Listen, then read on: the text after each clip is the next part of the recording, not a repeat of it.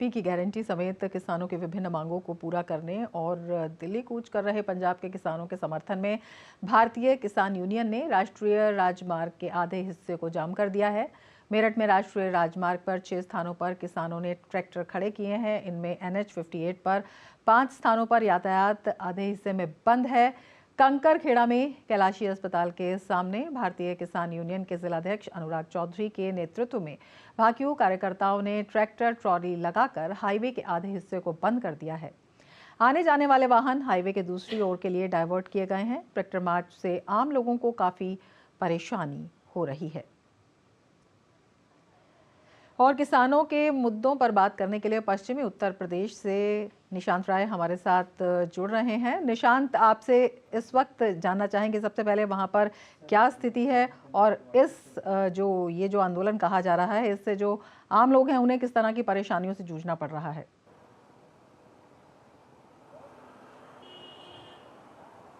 देखिए, मुजफ्फरनगर, मेरठ, गाजियाबाद और बाकी पश्चिमी उत्तर प्रदेश के जिलों की बात करें तो भारतीय किसान यूनियन ने तमाम जगहों पर प्रदर्शन इस समय जारी रखा हुआ है और ट्रैक्टर की श्रृंखला बनाई है, जिसके चलते आम लोग बेहद परेशान नजर आ रहे हैं। दरअसल लगातार किसान आंदोलन जिस तरीके से देश भर में अलग अलग जगहों पर हो रहा है, उसका असर सबसे ज्यादा आम जनता पर पड़ रहा है। और अगर पश्चिमी उत्तर प्रदेश की बात की जाए तो हर जिले में अलर्ट जारी है। वहां के जो आला अधिकारी हैं लगातार किसानों से बात कर रहे हैं, लेकिन सबसे बड़ा सवाल ये उठता है कि आखिर आंदोलन किस लिए? केंद्र सरकार की ओर से तमाम योजनाएं जो किसानों के लिए चलाई जा रही हैं और किसानों को उसका अच्छा खासा फायदा भी मिल रहा है, लेकिन जिस तरीके से पहले पंजाब में आंदोलन की शुरुआत होती है और अब उसका असर जो है पश्चिमी उत्तर प्रदेश में आज देखने को मिलता है, तो तमाम जो किसानों का आंदोलन है सवालों के कटघरे में आता है, क्योंकि जिस तरीके से तमाम केंद्र सरकार की योजनाओं से इतर अलग अलग समय पर अलग अलग मांग लेकर आम जनमानस को जो परेशान करने की एक कवायद सी शुरू हो गई है, उसमें कहीं ना कहीं लगता है कि ये पूरा आंदोलन जो है कहीं ना कहीं किसी से प्रेरित है और इसके चलते सबसे ज्यादा आम जनता प्रभावित हो रही है।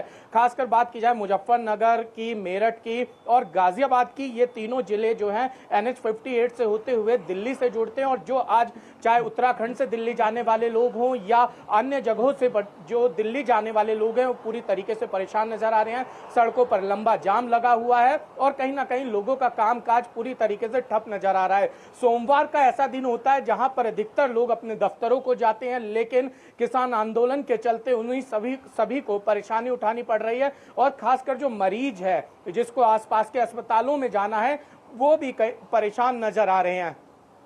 बिल्कुल निशांत, जिस तरह से आपने बताया है और तमाम जो मुद्दे हैं उनकी तरफ ध्यान भी केंद्रित किया है, किस तरह की राजनीति इसके पीछे दिखाई देती है?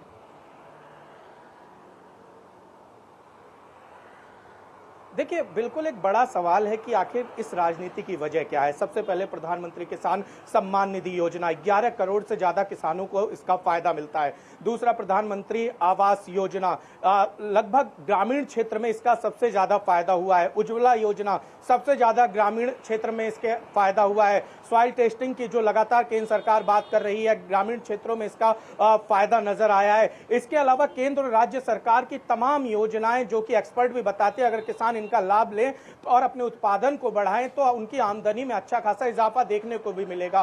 और तमाम जो उत्तर प्रदेश या अन्य राज्यों के किसान हैं इसका फायदा लेते हुए नजर आ रहे हैं, लेकिन कुछ संगठन लगातार 3 कृषि कानूनों के बाद से जिस तरीके से आंदोलन करते हुए नजर आ रहे हैं, आम लोगों को परेशान करते हुए नजर आ रहे हैं, ऐसा लगता है मानो कोई ना कोई उन्हें समय समय पे उकसाता हो और इसका असर आम जनता को भुगतना पड़ रहा है। राजधानी दिल्ली लगातार 13 फरवरी के बाद से आज तक उसके बॉर्डर्स बंद हैं, लोग परेशान नजर आ रहे हैं। इसी तरीके से आज पश्चिमी उत्तर प्रदेश के लोग परेशान नजर आ रहे हैं और सबसे बड़ी सवाल जो उठता है इस आंदोलन की टाइमिंग को लेकर उठता है, जब लोकसभा चुनाव सामने है और ऐसे में जो किसान संगठन है अभी तक वो अपने मुद्दे ही नहीं तय कर पाए। अगर बात की जाए तो आज तमाम संगठन WTO क्विट डे मना रहे हैं। वैश्विक स्तर पर बात की जाए तो ये पूरी राजनीति जो है एकदम अलग है और किसानों की जो चर्चा है वो एकदम अलग है। कहीं ना कहीं कोई ना कोई ऐसे लोग हैं जो इनको भड़काने का काम कर रहे हैं, जिसकी वजह से सबसे ज्यादा अगर कोई परेशान हो रहा है तो वो आम जनता परेशान हो रही है। बिल्कुल निशांत, आपसे ये भी जानना चाहेंगे क्योंकि लगातार आप ग्राउंड जीरो पर मौजूद हैं। जिस तरह से सरकार ने ग्रामीण अर्थव्यवस्था को उभारने के लिए किसानों के हित में लगातार कदम उठाए हैं, लगातार कदम उठाए भी जा रहे हैं। उसे देखते हुए जिस तरह से आप बता रहे हैं कि जो मुद्दे हैं वो कहीं ना कहीं भ्रमित करने वाले हैं और कुछ ये जो जिनका गठजोड़ है वो भी भ्रम में नजर आ रहे हैं, क्या जो आम जनता है, जो लोग इससे परेशान हो रहे हैं, वो इन बातों को समझ रहे हैं?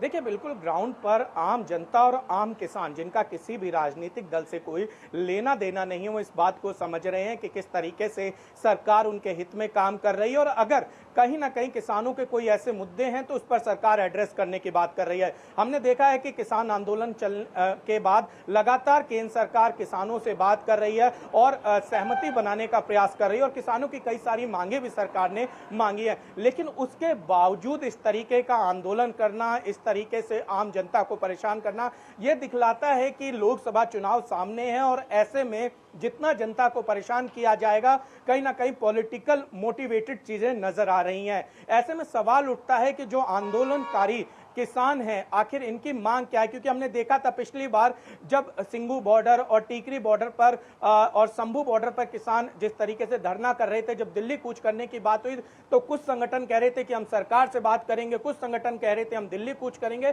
तो कहीं ना कहीं इनमें सामंजस्य की कमी नजर आ रही है। और जब हम एग्रीकल्चर एक्सपर्ट से बात करते हैं तो उनका कहना है कि किसान संगठनों को सबसे पहले तो सामंजस्य बनाना चाहिए, दूसरी बात उनको अपने मुद्दे तय करने चाहिए, तीसरी बात उसमें कृषि वैज्ञानिक और जो प्रोग्रेसिव किसान हैं और जो किसान नेता हैं उनको साथ लेकर सरकार से चर्चा करनी चाहिए। अगर वास्तव में कहीं कमी है तो उसको पूरा करना चाहिए, ना कि जनता को परेशान करना चाहिए, इस तरीके से सड़कों को ब्लॉक करना चाहिए, इस तरीके से उद्योग धंधों को ठप करने का काम करना चाहिए। इस तरीके से सबसे बड़ी बात है कि मरीजों तक को अस्पताल पहुंचने से रोकना चाहिए।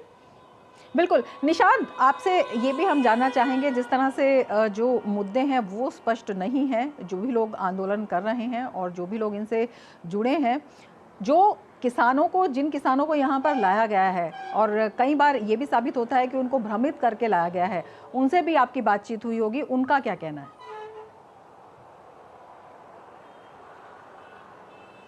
देखिए, जो तमाम लोग बॉर्डर्स पर बैठे हैं उनको जिस तरीके से यहाँ पर लेकर आया गया है, कहीं ना कहीं उनसे इस तरीके की बड़ी बड़ी बातें की गई हैं जिनका सिर पैर नहीं है। आप समझ सकते हैं कि WTO का विरोध किसान आंदोलन के दौरान हो रहा है।